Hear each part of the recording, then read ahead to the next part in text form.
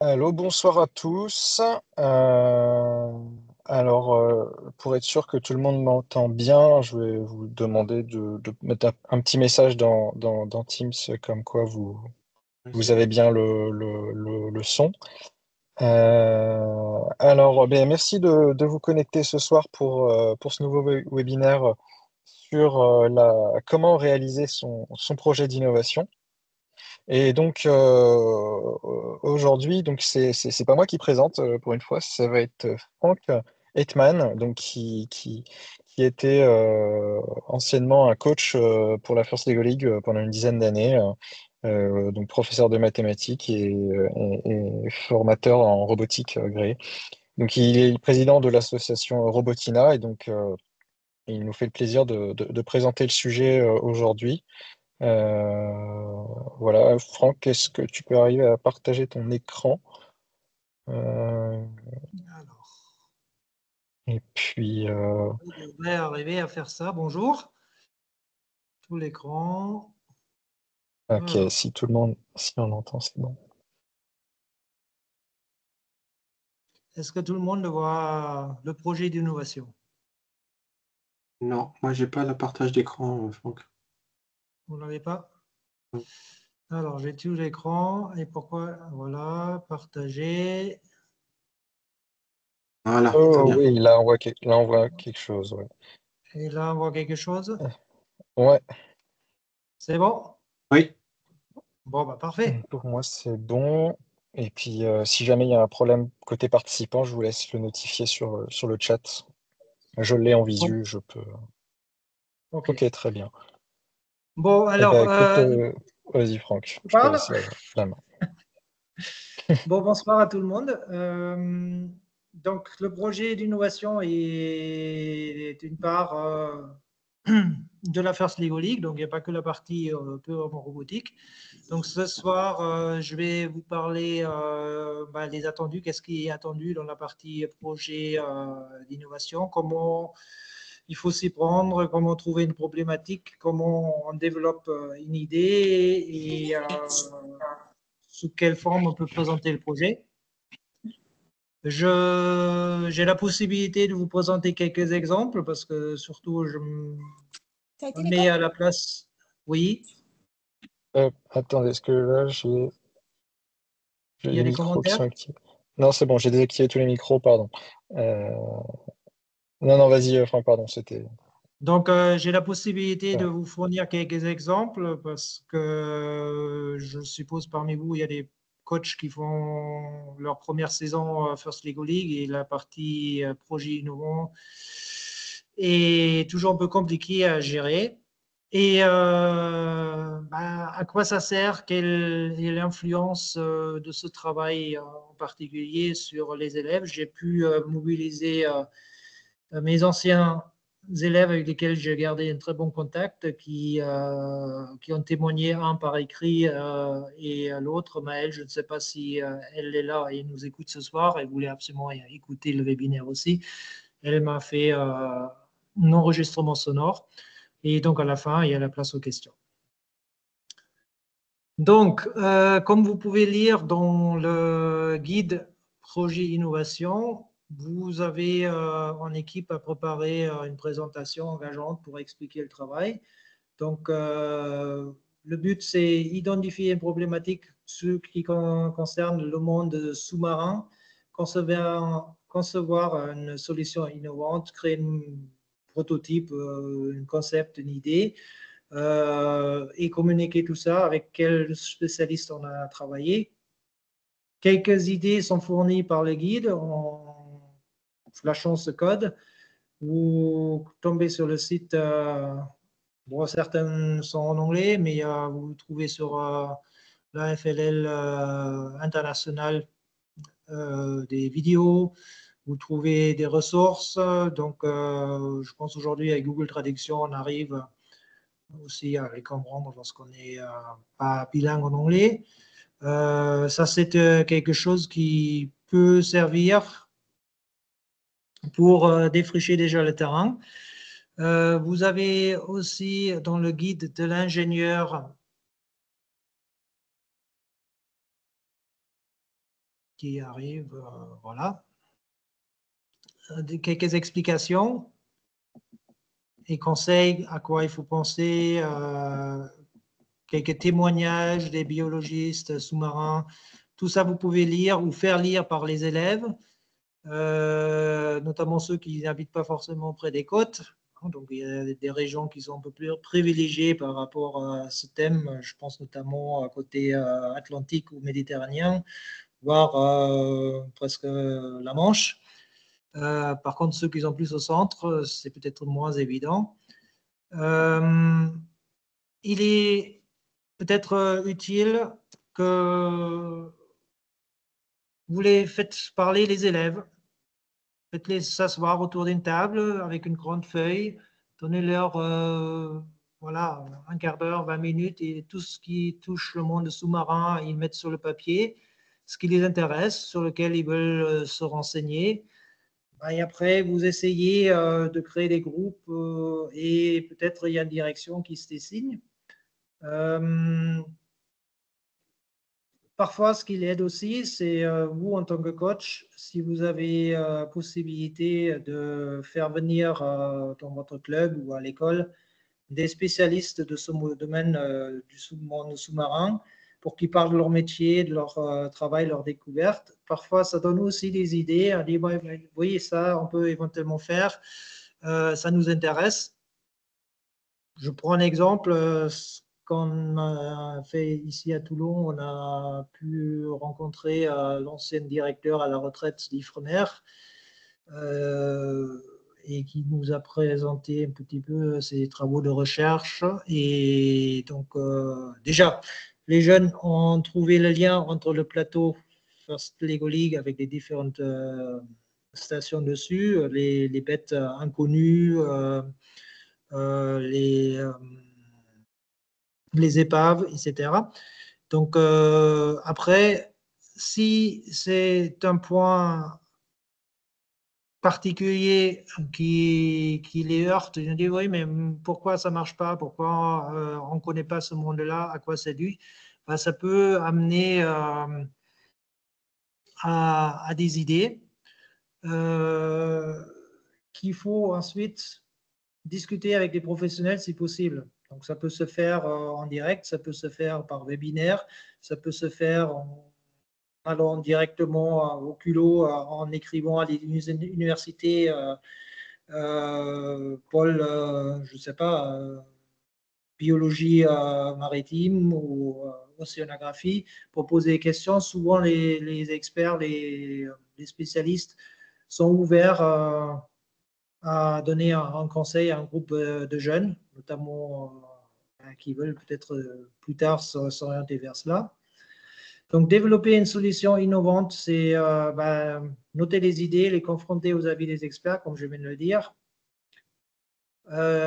Google est notre ami, et parfois aussi, on a aujourd'hui des outils supplémentaires comme les ChatGPT, etc., comme les lycéens utilisent souvent pour faire leur exposé. On peut aussi les utiliser pour trouver des informations plus rapidement.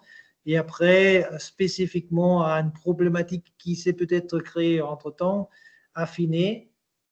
Ça peut amener aussi à faire des expériences. Je ne sais pas, je dis n'importe quoi. Si on veut traverser, je ne sais pas, faire traverser de la lumière dans l'eau, est-ce que ça marche ou est-ce que ça ne marche pas? Donc, on peut éventuellement, dans un laboratoire physique, faire quelques expériences. Voilà. Donc, une fois que une solution est en voie d'apparaître, il faut essayer de le schématiser avec des cartes mentales, peut-être. Penser aussi à estimer les coûts et la rentabilité, c'est-à-dire qui est intéressé par cette société, par cette solution. Est-ce qu'il y a réellement un besoin de développer cette solution-là ou pas? Qui en profite et comment on peut éventuellement rémunérer théoriquement notre prototype ou notre solution qu'on veut présenter face au jury et peut-être à une société plus tard. Ensuite, il faut présenter tout cela devant le jury. Donc, vous avez des feuilles de notation qui sont en ligne et accessibles, donc en français. Ce diaporama va être mis à votre disposition, donc les liens normalement devraient fonctionner. Donc, vous avez conception du robot et surtout, aujourd'hui, on parle des projets. Il est toujours intéressant de savoir, voilà, tout est à présenter devant un jury. Le rôle du jury, c'est de remplir cette jolie grille le mieux possible pour l'équipe. Et donc, si l'équipe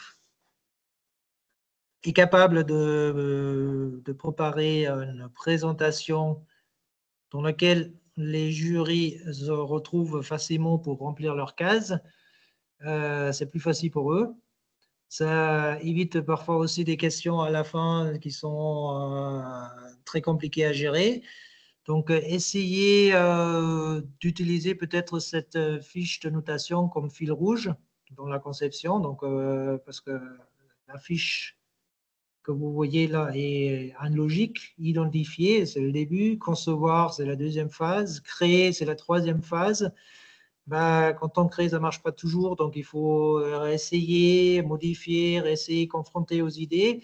Et tout à la fin, voilà, communiquer et mettez-vous surtout sur des grandes rencontres avec beaucoup d'équipes dans la peau d'une personne qui joue le rôle de juré. S'il s'ennuie toute la journée parce que c'est toujours la même chose, c'est pas très agréable. Soyez un peu créatif, innovant, sans tomber dans le ridicule non plus, mais on peut imaginer des scènes théâtre.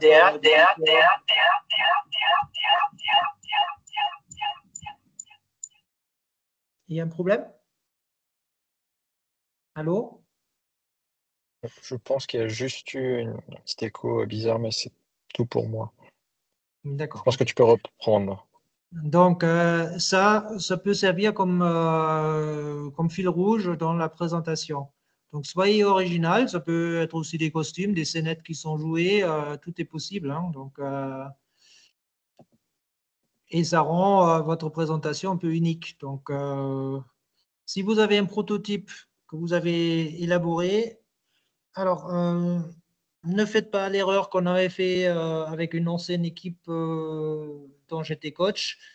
On avait inventé un joli poubelle innovante qui parlait, mais qui faisait 2 mètres sur 1 mètre. Donc, pour transporter en voiture, c'était encore possible, en car aussi. Mais si jamais votre équipe a du potentiel, pensez d'entrée de jeu que votre prototype rentre dans une valise, parce que si jamais vous êtes qualifié pour une compétition à l'autre bout du monde et vous voulez y aller et vous vous rendez compte il faut découper votre prototype en 4 morceaux, vous abîmez, c'est pas très pratique. Donc pensez tout de suite à sa taille et comment on peut le transporter sur un lieu de compétition en local, en national ou en international. Voilà. Il est important aussi que tous les élèves interviennent dans ce processus d'élaboration, conception et présentation. Ne laissez pas les élèves à part. Je pense que chacun peut trouver son rôle parce que, en fait, les compétences qu'ils acquièrent dans toutes les matières scolaires sont demandées à la fois au niveau de rédaction, artistique pour mettre en scène quelque chose, création des panneaux, l'aisance à l'oral qui est bien travaillée. Il y a aussi des calculs à faire, forcément. Tout ça, je pense que chacun peut trouver son rôle. Normalement, dans les différentes jurys, je ne sais pas, ça dépend peut-être localement, mais je sais au niveau international, il n'y a pas de vidéoprojecteur à votre disposition. Donc, faire un PowerPoint, on peut le faire, mais il faut le montrer sur un ordinateur portable ou prévoir son propre vidéoprojecteur. Mais tout ça, l'installer, etc., c'est décompter les 30 minutes. Je sais, hier, il n'y aura pas de vidéoprojecteur et toutes les équipes sont au courant. Les coachs n'interviennent pas lors de la séance devant les jurys. Ils n'ont rien à dire. Parfois, il est même interdit que les adultes accèdent à la salle des jurys. Parfois, les parents, les coachs, tout le monde est autorisé de venir. Après, c'est parfois un stress supplémentaire pour l'équipe des jeunes, parce que c'est eux qui travaillent, qui présentent leur travail. Donc ça, c'est à voir au niveau des rencontres locales, si les parents et les coachs sont autorisés à accéder à la salle ou pas. Hier, on va essayer de le faire. Au niveau national, je ne sais pas quelles seront les règles, mais j'ai cru comprendre ce serait peut-être possible, mais j'avance peut-être un petit peu trop. Voilà. Donc, on peut apprendre des textes par cœur, lire le texte devant le jury. Ben, c'est comme quelqu'un qui fait une présentation en lisant. C'est un peu monotone. Si c'est un élève qui a vraiment beaucoup de mal à apprendre quelque chose par cœur ou qui stresse beaucoup, ben, il peut toujours avoir une affiche qui est bien visible pour le jury. Et sur le dos, on colle le texte, des petits trucs comme ça, hein, donc comme au théâtre. Donc, tout ça, c'est possible. S'il lit, ben, il lit, hein, c'est pas grave. Hein, c'est pas le grand oral du bac qui vont passer, mais c'est une épreuve à travers laquelle un élève gagne énormément en maturité et apprend beaucoup de choses. Alors, revenons maintenant au concret, à quelques exemples. Donc, je vous ai présenté ici 4 images sur les saisons Cargo Connect sur le transport de marchandises. Donc, vous avez tout en haut à gauche, c'était une mention d'un aménagement des cargos porte-conteneurs par des immenses parois en panneaux photovoltaïques légers résistants à l'eau salée. Et les élèves étaient rentrés en contact avec une société spécialisée là-dedans qu'on avait visité à l'époque. Ils ont vu vraiment de A à Z comment on fabrique un panneau photovoltaïque super léger. Ils ont fait tous les calculs nécessaires. Ça pourrait faire tourner les moteurs hybrides électriques le jour. Voilà, le soir, la nuit, évidemment pas. Et ils ont estimé qu'il y avait 35% de CO2 en moins, calculé à partir de la durée d'utilisation d'un cargo. Et donc, ça faisait aussi énormément baisser le coût de fonctionnement. Ça a été présenté au Brésil avec une maquette donc, qui était longue de 80-90 cm en 2 parties pour que ça rentre dans la valise.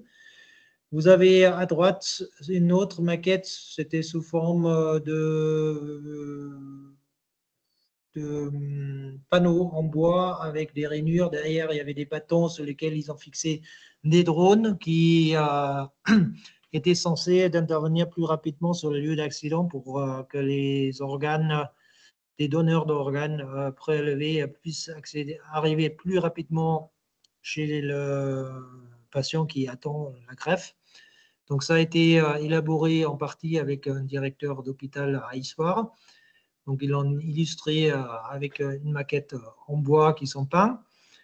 À travers, on fait un petit peu de mathématiques parce que pour que des maquettes soient jolies, il faut que ce soit à peu près à l'échelle. Donc, c'est une bonne occasion de travailler la proportionnalité. Et évidemment, le sens artistique parce que une belle maquette est soignée. Vous avez en bas une autre idée, c'était aussi sur le thème Cargo Connect. C'était un grand dirigeable qui était censé intervenir sur les lieux de catastrophes naturelles pour apporter des charges lourdes type groupe électrogène ou mini-hôpital ou des choses comme ça sur les lieux sinistrés. Et les élèves avaient imaginé le reste du temps, quand il n'y a pas de catastrophe naturelle, qu'ils transportent une point multiservice dans un Algeco d'un village à l'autre dans des zones un peu désertiques, comme désertées par les infrastructures comme le Fonds d'Auvergne, par exemple.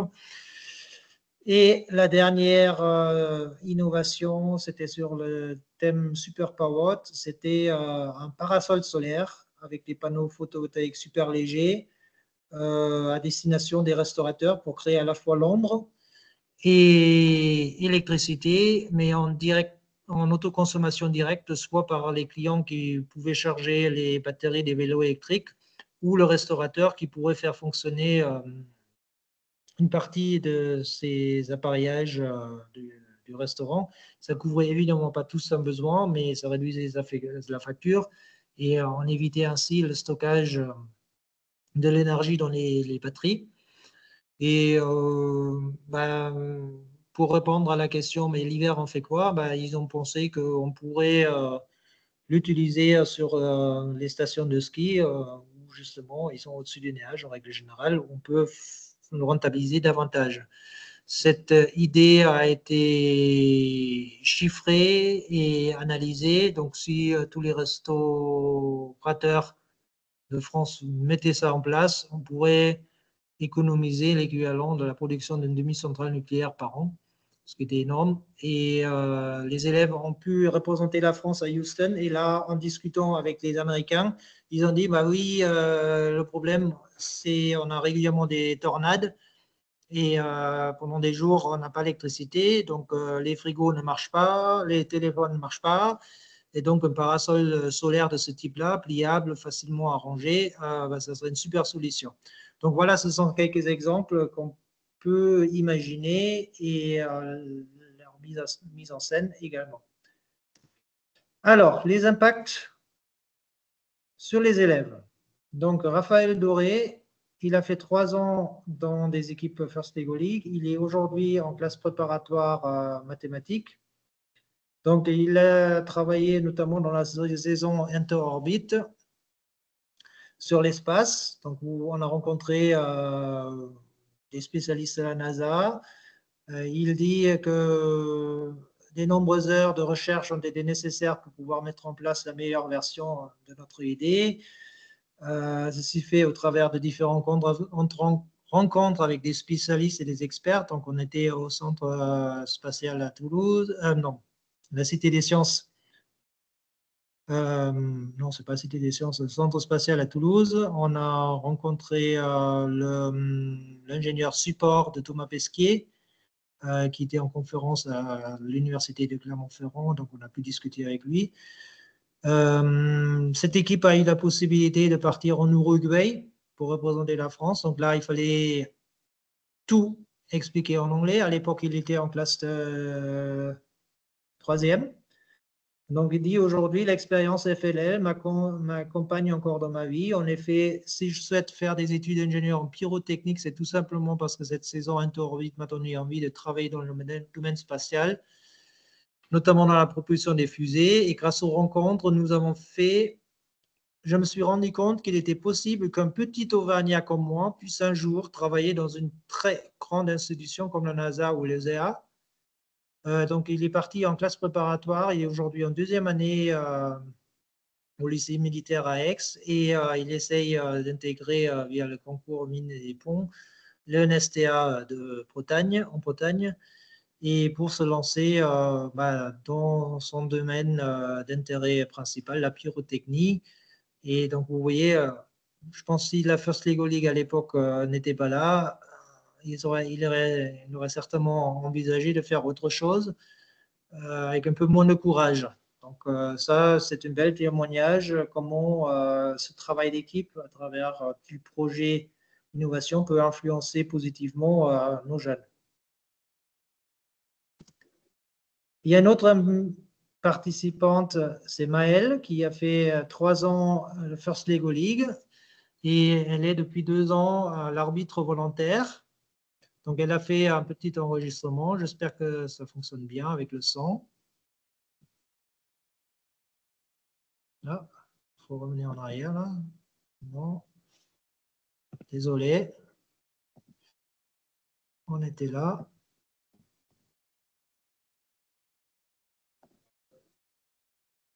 Bonjour, Si je devais répondre à la question « Qu'est-ce qui est intéressant dans l'élaboration du projet innovant et sa présentation ?»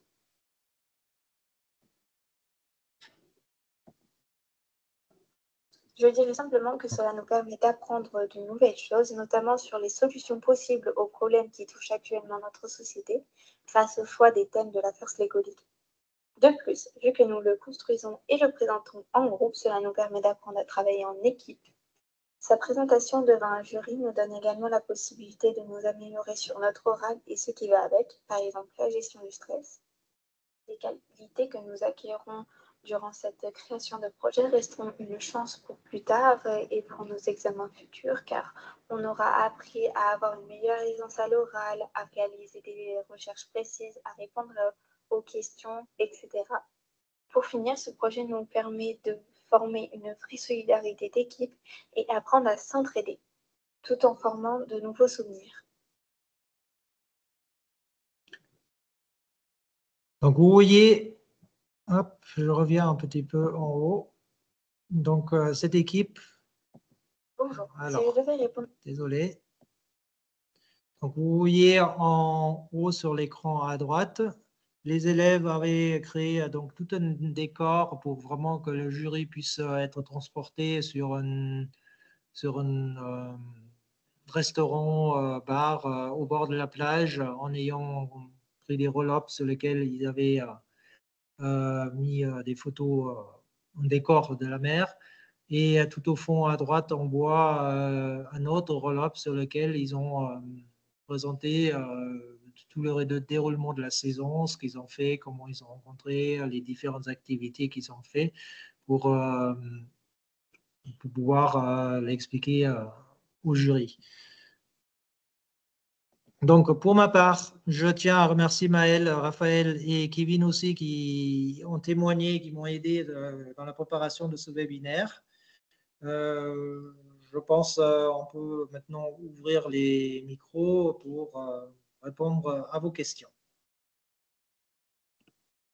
Merci beaucoup, Franck. Alors, avant qu'on passe aux questions, parce que je pense que vous en avez, je vais apporter une petite précision, parce que je sais que Franck a beaucoup parlé de son expérience, et notamment une expérience d'une grande équipe qui a fait pas mal de fois les internationales.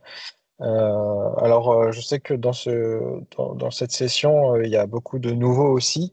Donc, faut aussi se remettre un peu à leur niveau parce que les pauvres, ils découvrent. Et donc, j'ai un message pour ces personnes-là. Ne vous mettez pas la pression, n'ayez pas peur de ne pas faire aussi bien que ce que vous avez pu voir ici. Tout ça, ce sont des années d'expérience et de préparation qui amènent à ce genre de résultats. Et les jurys qui font face à des collégiens qui ont 11 à 16 ans sont pas bêtes, hein, et ils ont de l'empathie, et ils savent bien que une jeune équipe qui découvre, elle n'est pas capable de faire des miracles dès la première fois.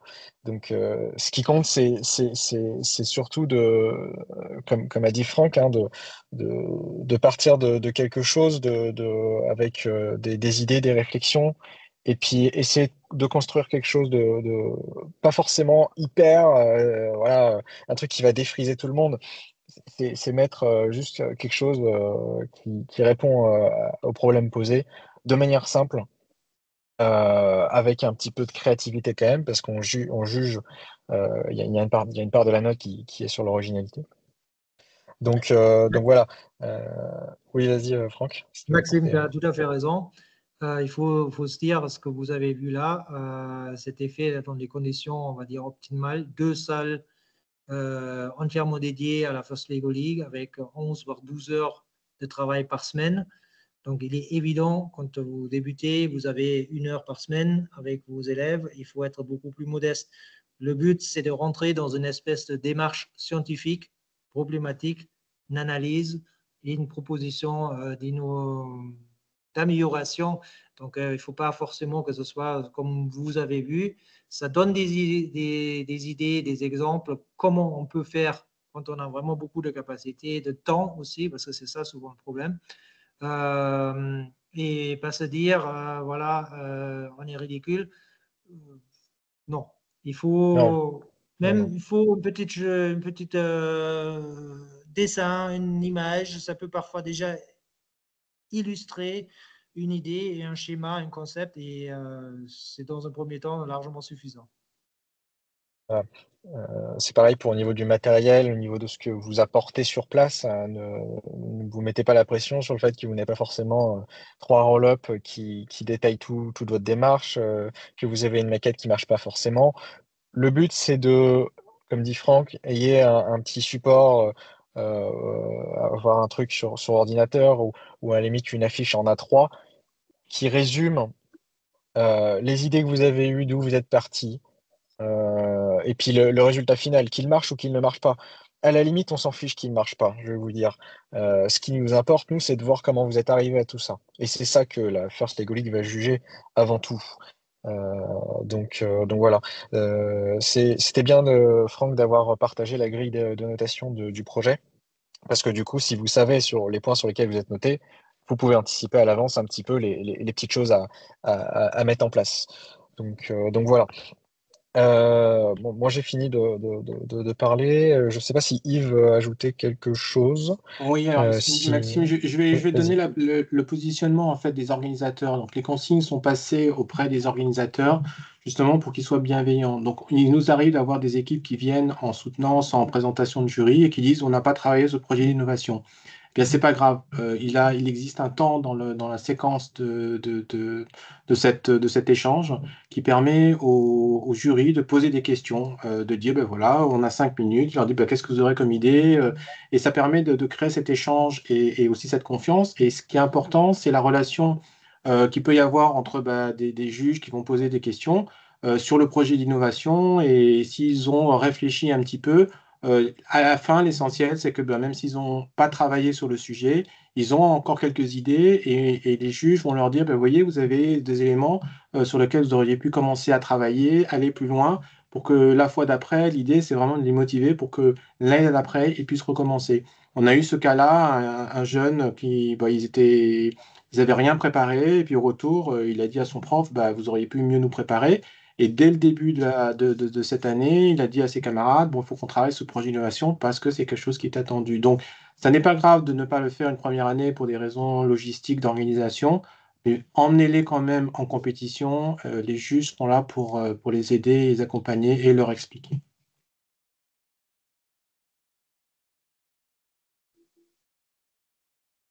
Oula, question.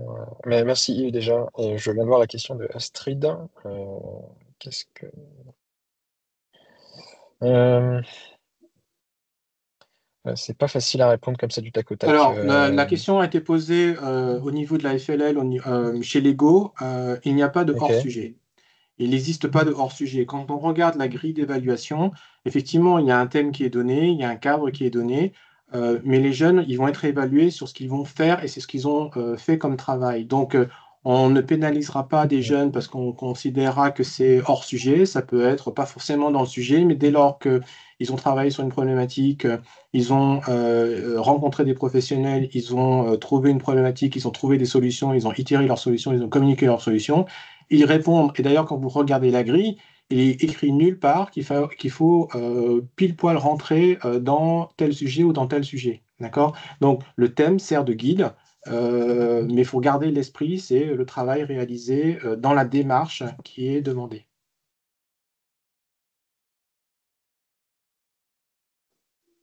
Alors, j'ai Arthur qui lève la main. Je vais activer ton micro, Arthur.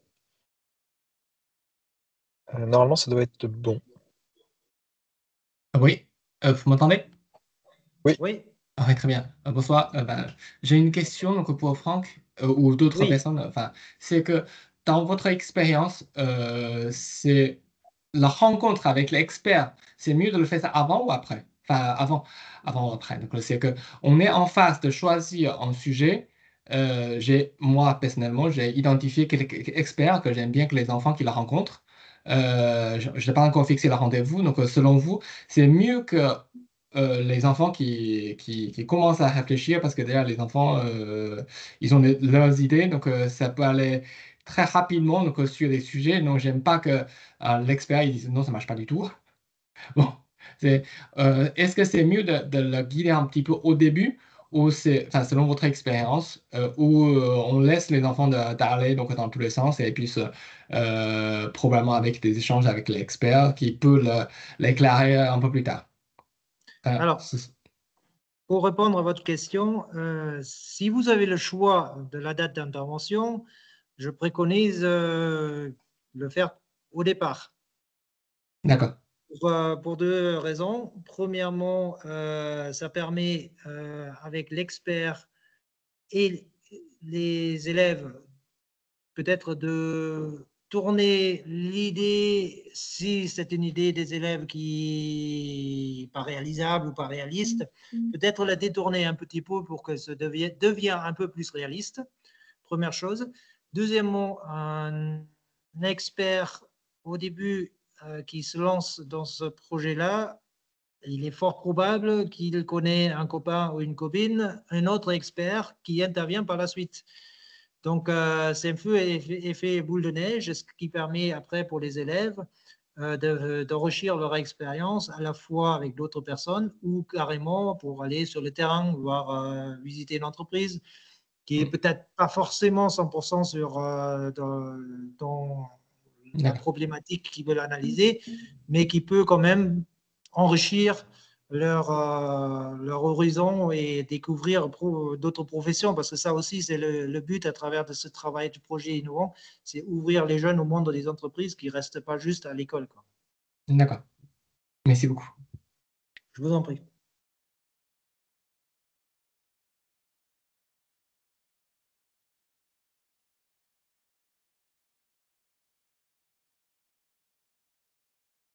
Donc, n'hésitez pas à reposer des questions si vous en avez, c'est le bon moment, je pense.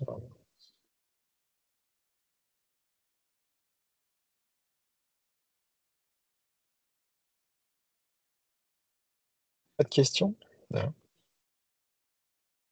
Donc tout le monde est prêt. Donc la présentation de Franck était très bonne selon vous. Non, moi j'ai apprécié Franck, ce que tu as expliqué, c'était bien fait. Et Je pense qu'il faut se lancer, surtout pour une première fois. Après, le jour de la compétition, sur les différents stands, on se rend compte, on peut se juger par rapport à ce que les autres ont fait. Et vous allez voir, surtout les équipes qui débutent, vous avez rencontré tous les mêmes problèmes. Ça ne sera peut-être pas exactement comme vous venez de le voir, parce que derrière, il y a quand même beaucoup d'expérience. Et au départ, nous aussi, on a tâtonné le terrain, on a mis plusieurs années pour bien comprendre comment il faut aborder.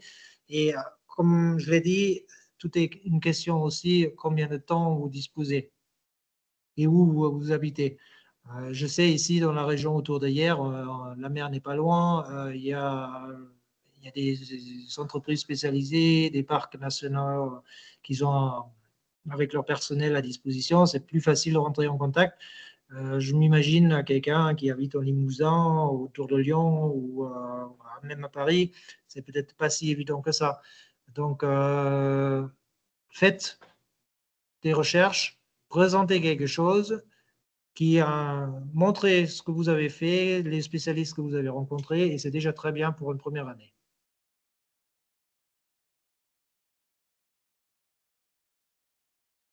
alors attends, merci Franck du coup, et je vais répondre à la question de Sylvie. Hop, la maquette doit-elle modéliser la solution obligatoirement?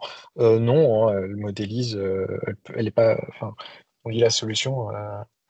C'est pas toute la solution, hein, ça peut être une partie, ça peut être une idée aussi, hein, une autre solution que vous avez eue et que finalement vous avez peut-être abandonné parce que bah, vous avez estimé qu'en fait c'était pas viable.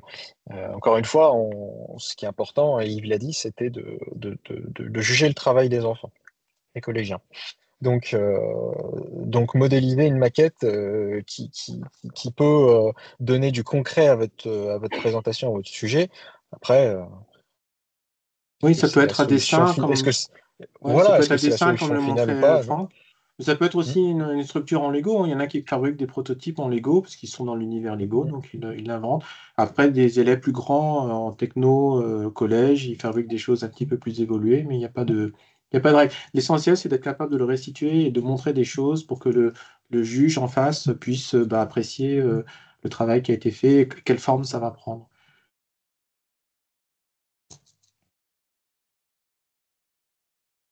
Alors, j'ai deux autres questions. Est-ce que Yves, tu aurais une réponse pour la question de Christophe Thomas? Parce que- Oui, sur la partie impact économique, ça va dépendre du niveau des élèves. Il y a deux choses dans la partie communication. Quand vous allez communiquer, il y a un élément qui est évalué dans la grille. Si vous avez fait une solution, on va dire, entre guillemets, révolutionnaire, à qui vous l'avez présenté? Est-ce que vous êtes allé devant des experts? Est-ce que vous avez été le présenter auprès des élus? Est-ce que vous avez été le présenter à l'ONU? Quelque part, l'impact de votre travail et le fait de le communiquer au grand nombre, ça va être le curseur de dire, ben voilà, j'ai présenté, j'ai confronté ma proposition et ma solution. Travailler dans les organismes nécessaires, non. Il y a des gens qui le font parce que bah, ça leur permet d'aller plus loin et de montrer bah, que dans la démarche qu'ils ont eue, certains font du benchmarking, calculent le coût de revient, comment si on est capable de le produire. Donc ça, c'est vraiment à évaluer en fonction du niveau de l'élève. Et c'est pas parce qu'on l'a fait qu'on sera mieux évalué. On regarde, les juges regardent le travail dans son ensemble. Donc il y a des jeunes, beaucoup de jeunes d'ailleurs ne vont pas jusque-là, ça ne les empêche pas d'avoir d'excellents résultats. Il faut vraiment que ça reste cohérent par rapport au niveau des jeunes. Oui, la vidéo peut se faire sous forme de vidéo, mais par contre, voilà, il faut qu'il soit en interaction avec les juges. Et il ne faut pas oublier que, alors je ne sais pas si on l'a montré là, mais vous avez sur le projet d'innovation, il y a 5 minutes où les jeunes sont attendus sur une restitution, avec chacun doit s'exprimer au minimum au moins une phrase. Après, certains sont peut-être plus à l'aise que d'autres, mais il faut que chacun puisse s'exprimer au moins une fois. Et ensuite, être en mesure de répondre aux questions des juges. Donc, quand vous regardez la grille, vous regardez votre projet et ce qui est attendu, 5 minutes, c'est extrêmement court. Donc, si vous rajoutez des éléments de vidéo, des éléments de présentation, ben, il faut être capable de tout passer, de tout communiquer en 5 minutes. Et je peux vous dire que des fois, c'est très, très, très court. Si je peux me permettre d'ajouter peut-être quelque chose par rapport à la vidéo, euh, c'est un peu compliqué une vidéo devant un jury parce que vous aurez 7-8 élèves qui ne parlent pas, le jury qui sont peut-être 4 qui ne parlent pas, qui écoutent un écran. Donc, il n'y a pas réellement d'interaction. Je ne sais pas si c'est la forme adaptée à ce genre d'épreuve. Ça peut être quelque chose qui peut enrichir un stand, par exemple, mais personnellement, je ne montrerai peut-être pas de vidéo devant un jury. Après, ça dépend. Si c'est court, pourquoi pas, mais si c'est plus d'une minute, c'est long, une minute en silence. Oui, il ne faut Oui, pas oublier que je rejoins un peu Franck, ouais. Ouais, mais il ne faut pas oublier aussi que dans la dynamique, ils sont aussi évalués sur les valeurs fondamentales et donc l'esprit d'équipe et leur capacité à interagir entre eux. Donc, si on a des jeunes qui sont devant et qui attendent que la vidéo se passe, on ne sera pas en mesure d'évaluer cela et donc ils ne seront pas évalués et ils auront pas nécessairement une note suffisamment bonne pour ça. Donc, c'est vraiment l'atout de ce projet sur cette partie, c'est de vraiment créer ce moment d'échange. Donc, on les encourage à vraiment à travailler au maximum l'expression orale. J'ai une question de Thomas, alors qui dit que l'an dernier, les élèves étaient interrogés sur la conception du robot, et faut-il ajouter quelque chose par rapport à ça dans la présentation? Alors, je pense que Thomas fait référence à la manière dont le jury se déroule, où en fait, on présente le robot d'un côté, puis de manière séparée, mais pendant la même session, le projet d'innovation. Alors, c'est deux choses différentes. Je pense que la question est posée dans ce sens-là. Au même titre que le projet d'innovation, vous pouvez très bien apporter des éléments supplémentaires pour la conception de votre robot, mais ça reste deux éléments différents et deux grilles de notation différentes. Donc, non, ne prenez pas le risque de mélanger ce que vous faites sur le côté note du robot euh, avec, euh, avec votre projet d'innovation.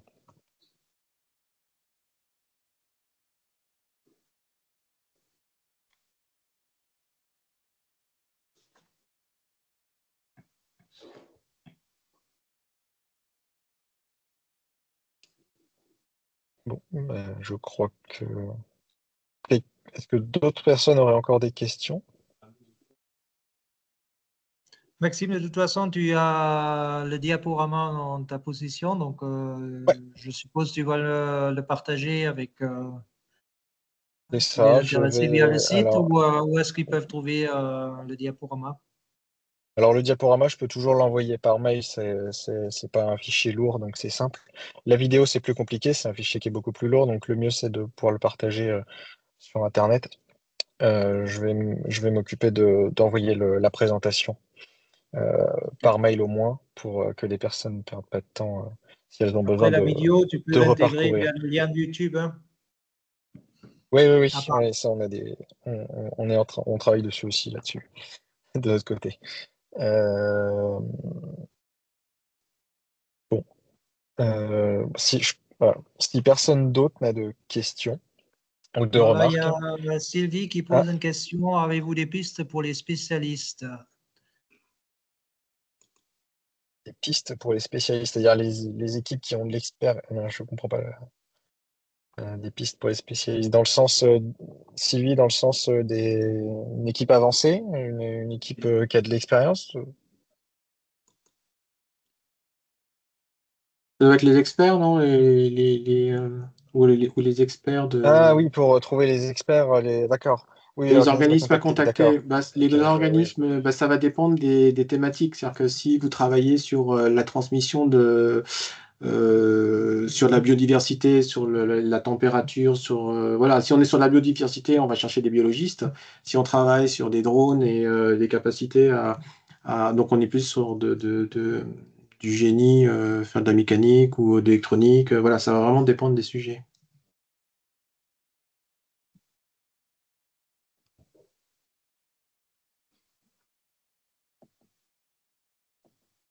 Après, le lien qu'avait montré Franck au tout début, là, qui mène vers les différentes ressources, ça va vous donner des pistes en fait pour aller chercher. Et Franck a mentionné l'Ifremer au départ, en fonction des thématiques, comme quand ils ont travaillé sur les cellules photovoltaïques, ils ont été voir des spécialistes. Voilà, en fonction de l'orientation des thématiques que les jeunes vont choisir, ça va vous donner une idée vers qui aller.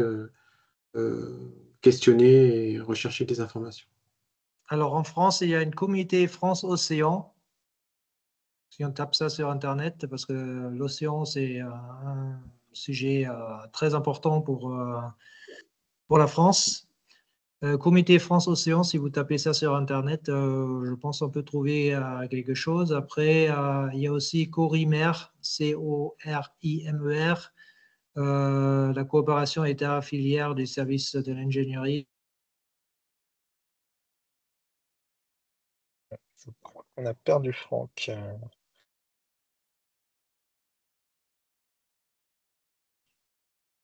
Bon, on va attendre qu'il se reconnecte.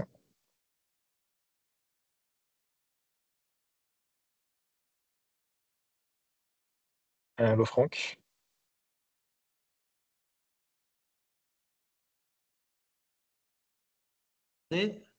Ça m'a éjecté, je suis désolé. Oui, non, c'est bon, je te entends. C'est bon. Alors, conversation n'est pas disponible. Bon, ok. Donc, je disais Corimer ou le comité France Océan.